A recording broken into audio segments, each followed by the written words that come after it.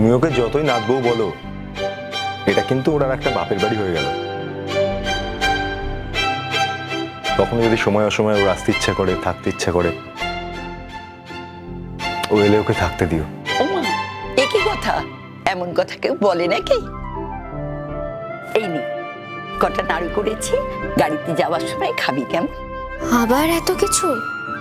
এমনিতেই তো একটু আগে কত কিছু খেলাম, সকালবেলা তো তুমি কিছুতেই ছাড়লে না। কি বললে তুমি আমাকে? যে বৃহস্পতিবার দিন রাত্রেবেলা এসেছি, নিরামিষ খেয়েছি, তাই শুক্রবার সকালবেলা মাছের ঝোল ভাত না খাইয়ে তুমি আমাদের কিছুতেই পাঠাবে না। আর এমনিতেও কত বেলা হয়ে গেল বলো তো। তাতে হয়েছে কি? স্বামী তো আছে সঙ্গে, চিন্তার কিছু নেই। দেখো, আমার তো যেতে ইচ্ছা করছে না। আমার তো মনে হচ্ছে যদি এখানে কটা দিন থেকে যেতে পারতাম। আহা, শুনে পরানটা আমার জুড়িয়ে গেল। এই মেয়েটাই হচ্ছে যত নষ্টের গোড়া। পৃথিবীতে তো আমাকে কেউই ভালোবাসে না, তোমরাও যে এরকম করে বলছো এটাই তো স্বাভাবিক। ঠিকই বলেছো, আমি তো খারাপই, আমি তো পচা। ও বাবা, মেয়ের আবার রাগ হয়ে গেল। রাগ? তোর রাগের এত ধার ধারে কে শুনি? আমাকে এত রাগ দেখাতে আসবি না, বয়ে গেছে। আমি কি তোয়াক্কা করি নাকি তোর রাগে? যা সত্যি আমি তাই বলেছি। তবে বুড়ো বুড়ির উপর রাগ করে যেন গাড়িতে উঠিস না। যাও, সাবধানে যেও বাবা। থাক মা, থাক, ভালো থেকো।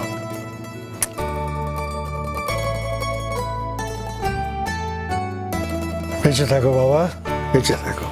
বেঁচে থাকো ভাই, বেঁচে থাকো।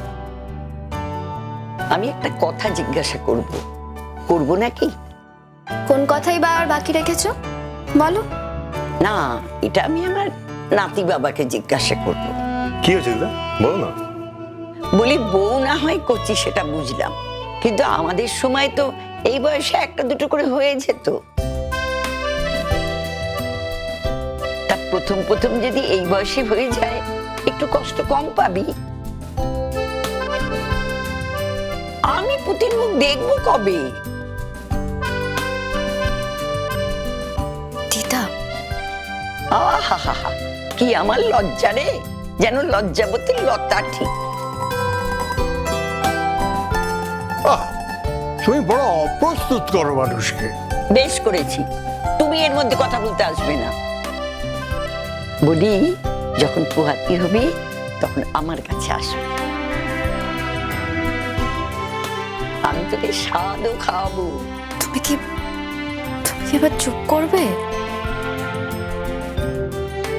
থাক, অত লজ্জা পেতে হবে না। যা বললাম কথাটা মনে রেখো। কি, আমার কথাটা মনে থাকবে তো নাতি বাবা? হ্যাঁ,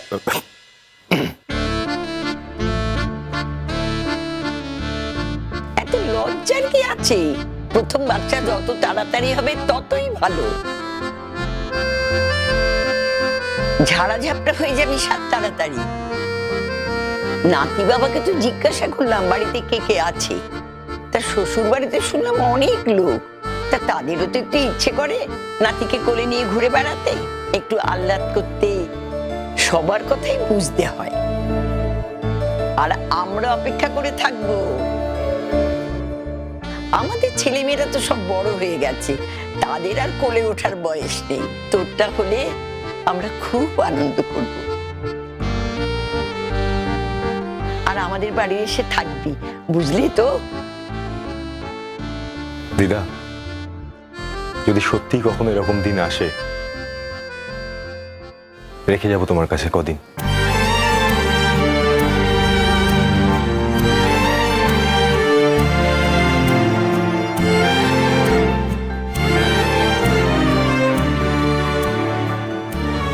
আসি তাহলে।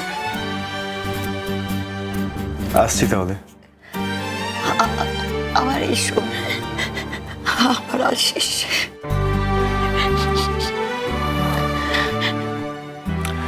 দিদা প্লিজ, তুমি কেঁদো না। আমি কথা দিচ্ছি, আমি তোমার নাতবউকে নিয়ে আবার আসবো। এখন আসি।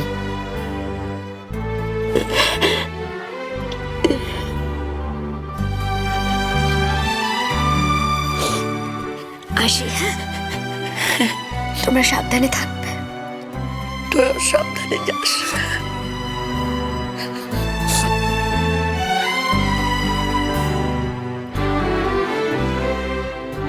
এসো।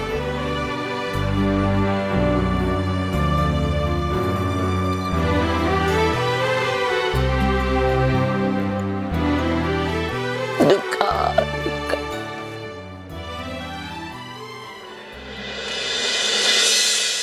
কে ডিসিশন নিচ্ছে দাদা ভাই? কিসের ডিসিশন নেবে তোমরা? তোমাদের হাতে কি আছে? তোমাদের তো কিছু না।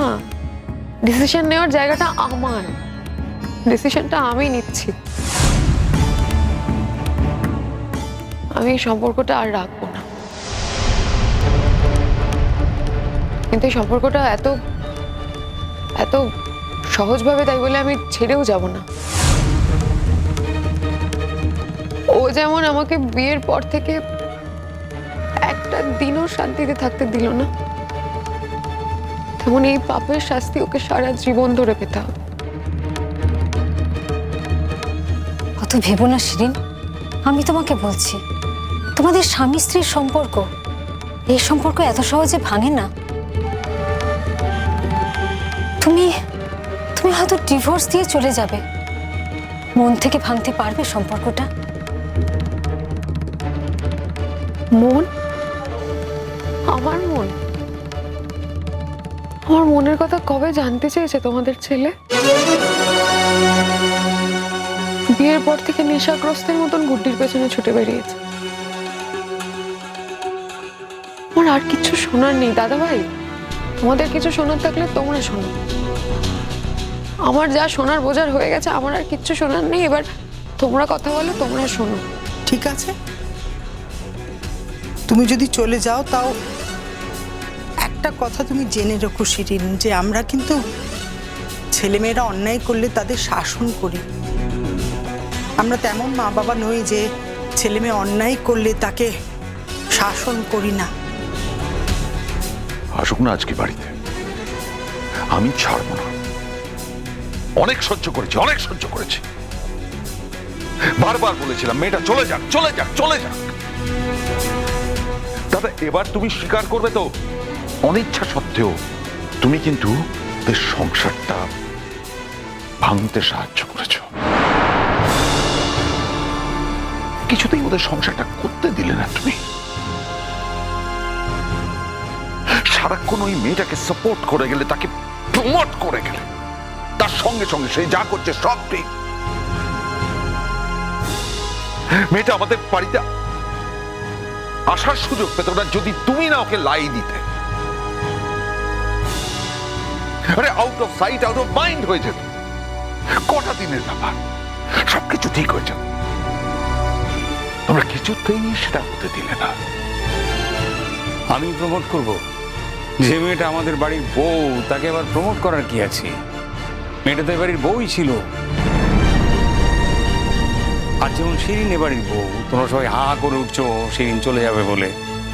একদিন তো উল্টো দিকটাও ছিল। সেদিন তো তোমরা কেউ কথা বলোনি, বরং যে বা যারা কথা বলতে গেছে তাদের বিরাগ বাজানো হয়েছে। সেদিনটার কথা মনে পড়ছে না? শিরিনের দুঃখটা দুঃখ, গুড্ডির দুঃখটা দুঃখ নয়। শিরিনের অপমানটা অপমান, গুড্ডির অপমানটা অপমান নয়। মনে করো না আজকের দিনে দাঁড়িয়ে আমি পিকলিকে সমর্থন করছি, কিন্তু একই সঙ্গে এই কথাও তোমাকে আমি বলছি, যে অন্যায় কাজ আজকে শিরিনের ওপর হচ্ছে, সেই একই অন্যায় কাজ একদিন গুড্ডির ওপরেও হয়েছিল। সেই জন্যই যেটুকুনি তুমি শুধু গুড্ডির জন্য ফাইট করেছিলে, আজ আমার জন্য তো কোনো ফাইট করছো না। এটা কি তোমার মনে হচ্ছে যে আমি ফাইট করছি না?